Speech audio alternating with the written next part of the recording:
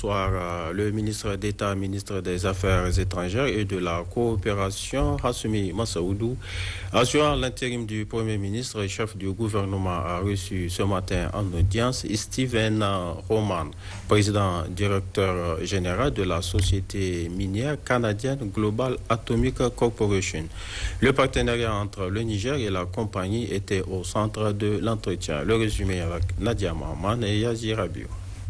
Global Atomic Corporation, société basée au Canada, créée en 1994, compte débuter en 2025 la production dans une nouvelle mine d'uranium à Agadez. On a créé hier une nouvelle société qui s'appelle Somida, ici au Niger, avec un partenariat avec le gouvernement pour construire une nouvelle mine qui s'appelle Dassa, entre Agadez et Arlit. Ça doit employer beaucoup de personnes, c'est un très bon gisement et on est très excités de commencer ce projet. Donc on a beaucoup de support du gouvernement et les gens du Niger et puis on vient du Canada et puis on fait un bon partenariat entre Canada et Niger.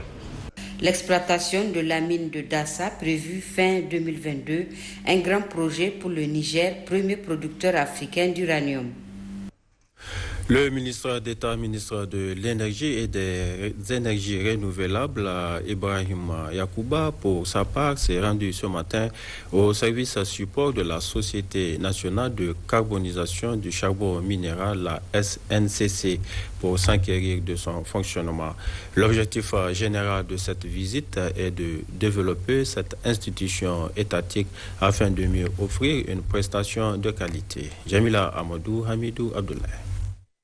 Cette visite du ministre d'État de l'Énergie et des Énergies renouvelables, Yacoubou Ibrahim, s'inscrit dans le cadre de l'amélioration des prestations de la Société nationale de carbonisation du charbon minéral, SNCC, au profit des consommateurs.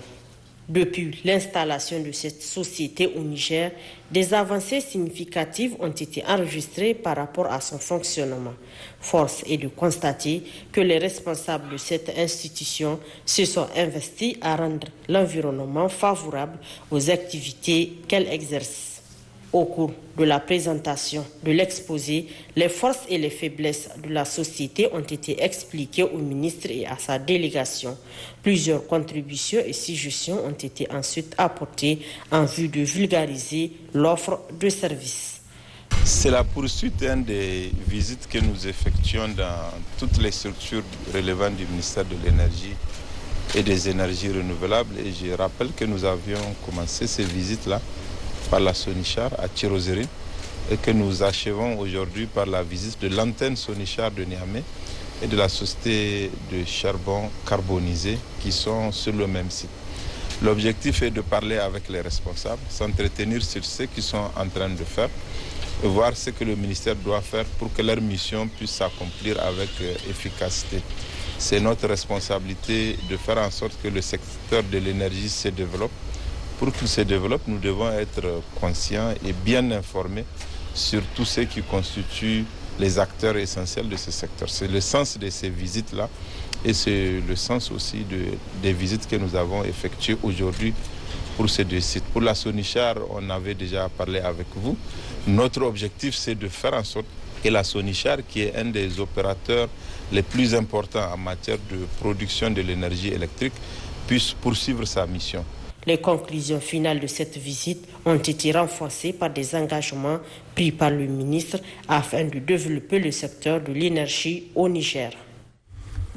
Je l'annonçais dans les titres, cérémonie de lancement officiel ce matin à Tillabéri des activités de la deuxième édition du camp des jeunes dénommé Champ international de la solidarité. C'était sous la présidence du ministre de la Culture, assurant l'intérim du ministre de la Jeunesse et du Sport, Abdoulaye Soumana Moussa Noma.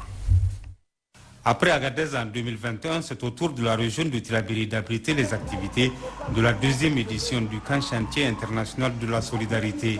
Un regroupement qui est mis à profit également par la jeunesse nigérienne, à l'instar de la communauté internationale, pour célébrer la journée internationale de la jeunesse, une journée placée cette année sous le thème Solidarité intergénérationnelle, créer un monde pour tous les âges.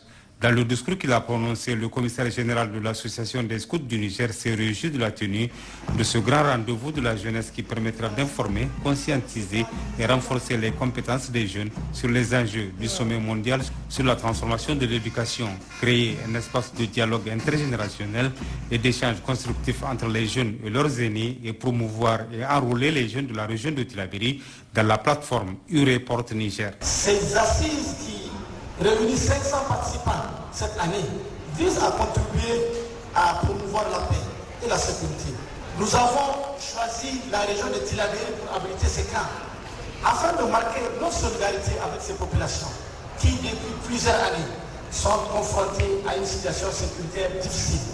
Nous sommes venus affirmer haut et fort notre attachement à la paix et au bien-être de nos compatriotes. En procédant au lancement des activités, le ministre de la Jeunesse et du Sport par intérim a salué cette initiative des scouts. Mohamed Hamid a aussi félicité la jeunesse nigérienne pour cette journée commémorative. Votre association, à travers l'organisation de cette deuxième édition du camp Chantier international de solidarité, sous le thème Paix et sécurité au Sahel, engagement des jeunes pour l'entrepreneuriat et la résilience face au changement climatique, vient matérialiser son engagement à accompagner le gouvernement dans la mise en œuvre de sa politique nationale de développement des jeunes. Aussi, cette initiative s'inscrit dans l'axe 3 de la déclaration de politique générale du gouvernement portant sur le développement qui retient que les actions du développement durable concerneront la protection et le renforcement des capacités des jeunes. C'est la raison pour laquelle Son Excellence, Monsieur le Premier ministre, m'a instruit pour faire le déplacement de Tillabéri et vous réitérer la ferme volonté du gouvernement à accompagner le scoutisme nigérien. Plusieurs autres orateurs se sont succédés pour rendre hommage à la jeunesse et lui réitérer leur engagement et soutien pour toutes les actions positives qu'elle entreprend dans le développement de l'Afrique en général et du Niger en particulier. D'éminents panélistes ont ensuite échangé avec les jeunes sur les défis de l'éducation, promotion d'une éducation de qualité. Commémoration hier 11 août 2022 du 62e anniversaire de l'indépendance de la République du Tchad. À cette occasion, l'ambassade du Tchad au Niger a organisé une réception cérémonie qui a eu lieu en présence de plusieurs membres du gouvernement et du corps diplomatique. Émilie Kassoum Mahamadou, Suleiman Boubakar. Le 11 août est une date historique pour la République du Tchad. C'est un moment qui rappelle au peuple tchadien les multiples sacrifices consentis pour accéder à la souveraineté. Néanmoins, le contexte politique, social et culturel du Tchad a connu quelques mutations. Les autorités de transition conjuguent leurs efforts pour relever les défis liés à cette période par la mise sur pied d'abord de tous les organes transitionnels, gouvernement de transition, Conseil national de transition. Ensuite, la décryptation du climat politique, les consultations avec les différentes classes politiques et l'ensemble de la société civile. De même que l'ouverture le 13 mars 2022 sous la médiation qatari des pourparlers de Doha conduits par le ministre des Affaires étrangères du Tchad, l'ambassadeur Chérif Mohamed Zen, ayant débouché sur la signature le 8 août 2022 en présence des représentants de l'UA, le OIF, de l'OCI, des Nations Unies et bien d'autres. Le diplomate tchadien a aussi rappelé les relations bilatérales qui existent entre la République du Tchad et le Niger. Souligner que notre relation de coopération avec le Niger touche plusieurs domaines, celle de l'éducation, de la santé, la science, les échanges commerciaux, la sécurité et la lutte contre les menaces transnationales, le transport, le pétrole, les nouvelles technologies de l'information et de la communication. Il a plu également aux autorités nigérienne par le canal du ministère de l'Enseignement supérieur, à qui nous adressons nos remerciements d'accorder aux étudiants tchadiens dans les différentes structures universitaires publiques les modalités d'inscription applicables à celles en vigueur au sein de l'UMOA. Cette coopération entre nos deux pays, par le canal du G5 Sahel ou de la force mixte multinationale et de la communauté du bassin du lac Tchad, crée un lien fort entre nos deux peuples frères. Ousmane Soudji Koko a, au terme de son allocution, remercié l'ensemble de ses collaborateurs tout en leur demandant de faire preuve de nationalisme vis-à-vis du Tchad, de même que de respect pour le Niger qui les accueille. On ne cessera de le dire, la circulation des gros porteurs dans la ville de Niamey cause des désagréments aux autres usagers. Outre les embouteillages dans certains quartiers, il faut ajouter les risques d'accidents et le blocage de la circulation sur certaines grandes artères de la capitale. Le constat est quelques pistes de solutions pour y remédier dans ce reportage de Hawa Maman. Quand tu es à l'aéroport, si tu ne sors pas avant 7h ou bien 7h30 de chez toi, c'est un calvaire. De toutes les façons, tu seras en retard. Les élèves iront en retard à l'école, les fonctionnaires, les commerçants, en tout cas, tout le monde est en retard. C'est la ville de Niamey qui doit prendre ses responsabilités. Halima Mustafa, cette habitante du quartier aéroport, est exaspérée. Son cri de cœur est celui de nombreux habitants de Niamey. Chaque fois qu'ils doivent se rendre au travail, faire des courses ou au retour, ils sont soucieux du temps que prendra le déplacement et des dangers sur la voie. Leur crainte est permanente et les désagréments sont nombreux. Sur la voie d'aéroport, les gens souffrent puisqu'avec les camions, les gros porteurs, à chaque heure de pointe, ils sont là. Il y a trop d'embouteillages, on ne peut pas passer. Si tu prends par exemple la voie du rond-point aéroport en allant vers route Chenga Post, c'est un calvaire. Tu peux passer plus de 2 heures de temps en route. Il y a une fois vers 19h, on a quitté. Pour arriver à la maison, on rentrait à 23h45. Imagine. Les gros porteurs ne roulent pas doucement. Ils filent à vivre à lire et ce n'est pas bien. Je travaille à la mairie comme balayeuse et je descends le soir entre 23h et minuit et les gros porteurs circulent déjà. Dans le taxi, on peut rester stationné pendant 10 à 30 minutes. Il n'y a pas moyen d'avancer. On peut rester garé pendant longtemps au rond-point aéroport sans avoir accès au quartier. Il nous arrive de passer par Tondigamay pour regagner nos maisons. On souffre vraiment. 1 heure, 2 heures, 3 heures de temps. Certains peuvent passer 1 heure ou 3 heures avant de bouger. En cas d'urgence ou d'évacuation, on perd du temps. Vers le grand marché aussi, il y a des gros porteurs qui bloquent. Le gouvernement est au courant de ce qui se passe. Les gros porteurs provoquent des graves accidents de la circulation. Pendant le mois de Ramadan, j'ai perdu mon frère dans un accident impliquant un camion.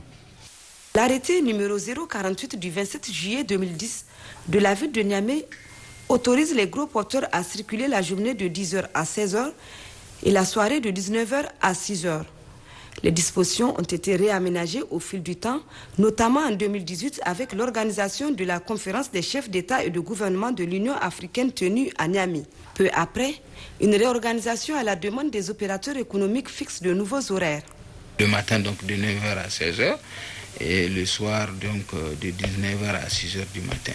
C'est des aménagements qu'on a l'habitude de faire et qu'on peut quand même revenir là-dessus pour que vraiment nous puissions permettre à la population de bien circuler. Ces heures définies pour la circulation des véhicules gros porteurs aux heures de pointe ne facilitent point la mobilité urbaine.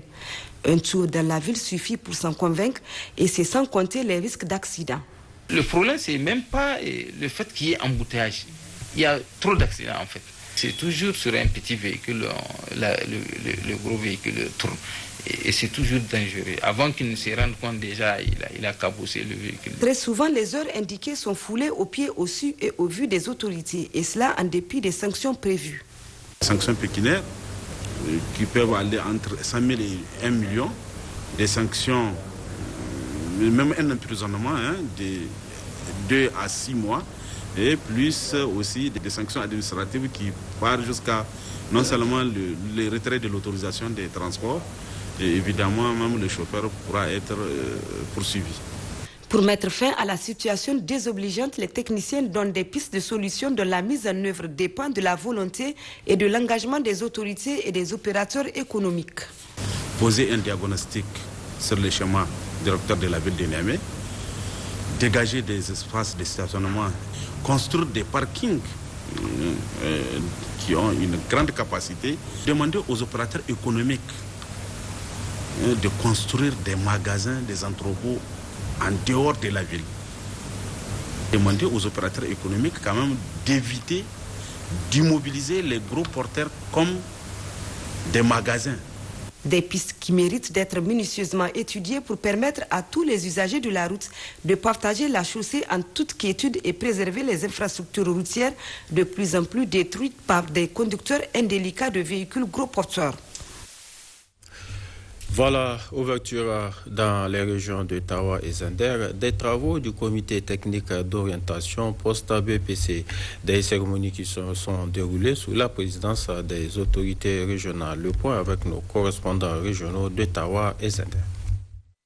Réunis dans la salle de réunion de l'école normale Kausen de Tawa, le comité technique régional d'orientation post-BPC session 2022 aura à traiter durant 8 jours 3654 dossiers au titre de la région. En cette fin d'année scolaire 2021-2022, je tiens à vous exprimer tous mes remerciements et mes encouragements suite aux différents résultats scolaires que nous avons enregistrés cette année.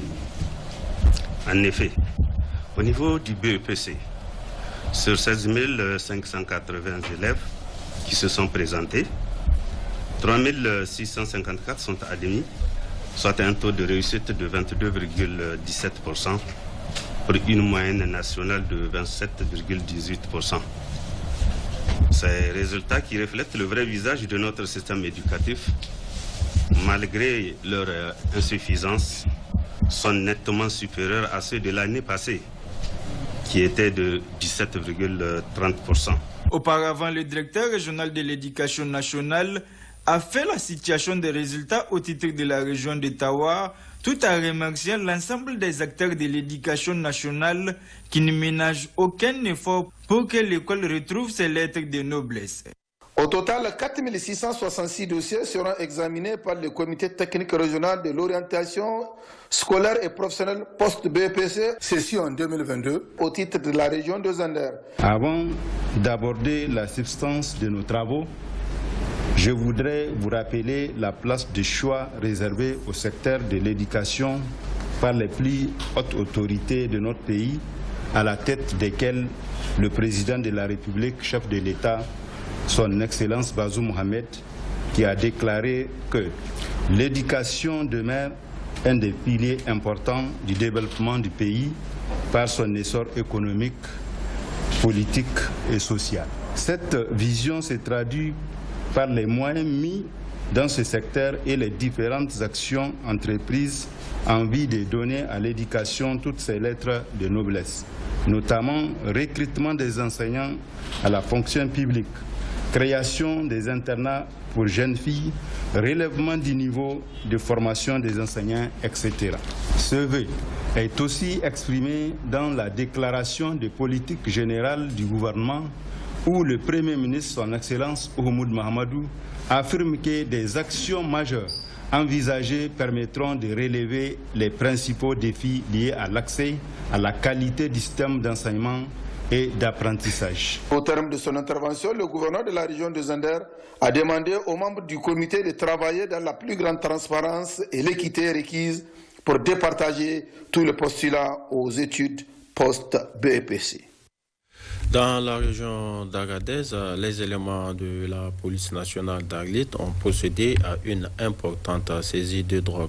La moisson de cette opération a été présentée aux autorités départementales et municipales de la région. Assadek Al-Kabid, Dodo Souley. La vigilance des éléments de la police départementale d'Arlit a permis de mettre la main sur une quantité non négligeable de drogue et d'autres stupéfiants. Ces saisies ont été opérées au niveau de la barrière route sortie à Gadez, barrière par laquelle donc passent des véhicules de transport J5 qu'on nomme communément Chiro. Ces saisies ont été opérées auprès des passagers qui dissimulent souvent la drogue dans leurs sacs de voyage ou dans des sacs contenant également du piment en poudre. Et un autre mode opératoire consiste à fabriquer des gilets en tissu ayant plusieurs poches donc, dans lesquelles on met la drogue sous forme de briques et sur lesquelles on met les manteaux. Il a été saisi pratiquement 1775 comprimés de tramadol, 400 comprimés d'Exol, plus de 12 kg donc de cannabis. Au cours de la période allant du 28 au 31 juillet 2022. Après avoir signifié à son tour les encouragements des plus hautes autorités de notre pays dans la lutte contre le trafic de la drogue, le préfet du département d'Arlit dira par la suite. Cette croisade, on l'a commencé, c'est de notre conseil départemental de sécurité qu'on a donné des instructions au FDS d'agir en collaboration et en synergie avec les civils pour traquer tous les trafiquants de drogue, les trafiquants d'armes et tous les malfrats qui peuvent vraiment mettre la sécurité des paisibles citoyens en péril. Précision. Qu'outre le directeur départemental de la police d'Arlit qui a reçu un témoignage officiel de satisfaction de la part des autorités administratives locales, l'ensemble des éléments ayant participé à ces opérations ont reçu les leurs. Lancement dans la région de Maradi d'une caravane de sensibilisation sur la paix et la sécurité. Cette caravane concerne 3 communes du département de Dakoro. Hankoro Hassan, Sanoussi Garba. Saïran Kama dans la commune de Dangoulbi et Dogondaji dans celle de Korhan ont été principalement ciblés par la caravane car ces 2 villages constituent le couloir de passage des trafiquants et autres malfrats de tout Takabi. Le préfet Roumar Mansouroun, entouré de 12 maires de tous les directeurs départementaux, des 4 chefs de canton et 2 chefs de groupement Peul et Touareg et des responsables des forces de défense et de sécurité, a tenu à l'endroit de la population rencontrée pour inculquer à tous et chacun les principes cardinaux inhérents à la sécurité, condition sine qua non pour tout développement. Après le préfet de Dakoro, les honorables chefs de canton de Kornaka, El Hadj Abou Hamid Koure Tambarijakou, a appuyé son prédécesseur sur la même thématique en précisant à l'auditoire de n'avoir aucune crainte de signaler toute présence suspecte à la hiérarchie. Quant à El Hadj Issou Medebo Katumbi, il a signifié à l'Assemblée villageoise: nous devrons tous nous tenir la main pour y pallier. Et à tour de rôle, les orateurs se sont succédés et chacun dans sa sphère de responsabilité a entretenu les communautés sur l'impact de la sécurité sur le développement de la nation. Cette caravane de sensibilisation nous a permis de nous entretenir avec les populations, surtout des villages incriminés, afin de les sensibiliser sur l'importance de la sécurité, de la cohésion sociale. Cela nous a permis d'échanger avec eux, de les mettre en confiance, éventuellement de prévenir tout risque de débordement et de l'isolement de l'insécurité. Les populations se sont engagées à collaborer avec les autorités pour qu'on puisse éradiquer les risques liés à l'insécurité de la zone. En somme, tout est bien qui finit bien, car de part et d'autre, l'on constate que la communication a été effective. À Maradi, toujours mais du sport, les phases finales de la Ligue nationale de football ont débuté hier matin. C'était en présence de tous les représentants des 8 régions. Encore Hassan Issoufou Suleiman. Aussitôt après l'arrivée de toutes les délégations des 8 régions, l'on a procédé au tirage avec Tilaveri et Zender qualifiés d'office comme tête de poule A et B. Ainsi, de la poule A, nous retrouvons l'étoile filante de Zender, Abzin d'Agadez, Ouragan de Niamey et Dileram de Difa.